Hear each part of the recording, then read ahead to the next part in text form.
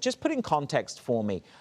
We've got a new Biden administration. There's a lot of hope that China-US relations will improve, but it's perhaps a little bit naive. I mean, the whole of Europe could coalesce with the US. Is that what will define trade in the next 5 years? Are we overly optimistic? Good morning. Good morning.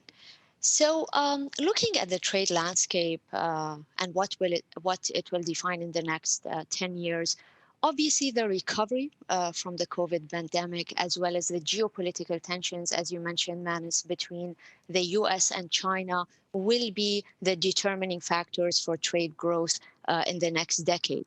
Now, with the Biden administration, as the future of trade report outlines, we do not see any change in the U.S. politics towards China and the policies that are already in place under the Trump administration. However, it's very likely that the tone will certainly change.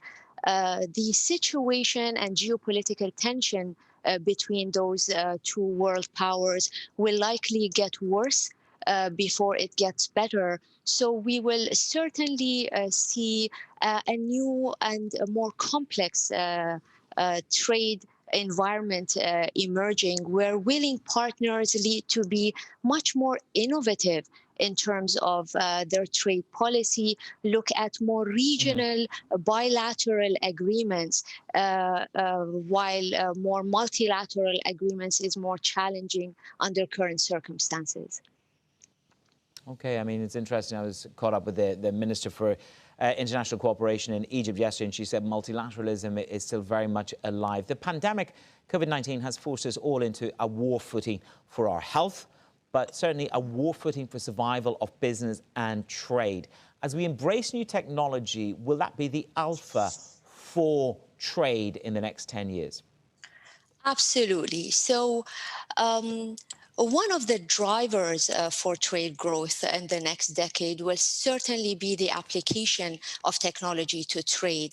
And that has a potential to increase goods trade by up to $4.7 trillion in the next decade, as well as digitization, which we have seen that trend picking up enormously as a result of the pandemic. Now we are talking about telehealth, online education, remote working, and digitization will certainly increase services growth and cross-border services by around $4.7 trillion in the next decade. Ferayal, I want to get a sense from you.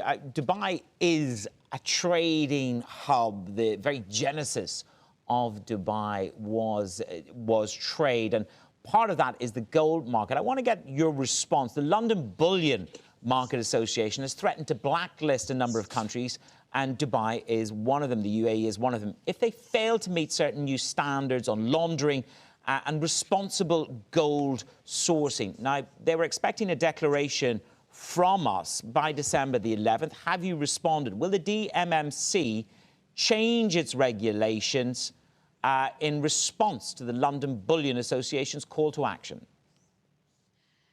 So let me step back a little bit and talk about commodities in general. So the non-oil trade in the UAE in the first 6 months of 2020 has reached 653 billion UAE dirhams. Now, the gold trade has topped that list at around 104 billion, comprising of 15.7% of non-oil trade. In terms of regulations around the gold policy and governance around gold import-export, that falls under the Ministry of Economy, and we work very, very closely with them and support our entities who are the authorities in terms of regulating the gold industry to ensure that the UAE abides by international regulations. Are you worried about being blacklisted if they don't respond on a timely basis? Well, I'm not the authority to be able to answer that question, so it's better addressed to the Ministry of Economy. Okay, I keep asking the Minister of Economy to join me. He won't accept my call. So if you have any influence with His Excellency, please feel free. We've been calling for 9 months. To the diamond market, the value of diamonds traded here, if I look at it, I mean, there was a 6-fold ramp up in 2019. Have we set a new record for diamond trading this year? We've got new international relations. What about the records on diamond trading? What can you tell me there?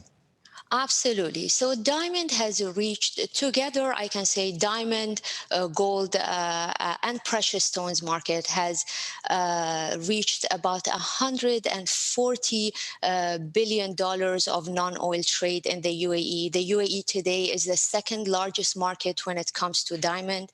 And with the Israel-UAE peace accord that took place earlier this year, I think with two global partners in the diamond industry coming together, that further opens markets, opens a lot more bilateral opportunities and growth in this particular sector. I mean, the next day following the peace deal with Israel, the Dubai Diamond Exchange under the DMCC signed with the Israel Diamond Exchange. Now we have a representative office in the Israel Diamond Exchange in Tel Aviv, and they have a representative office in the Dubai Diamond Exchange.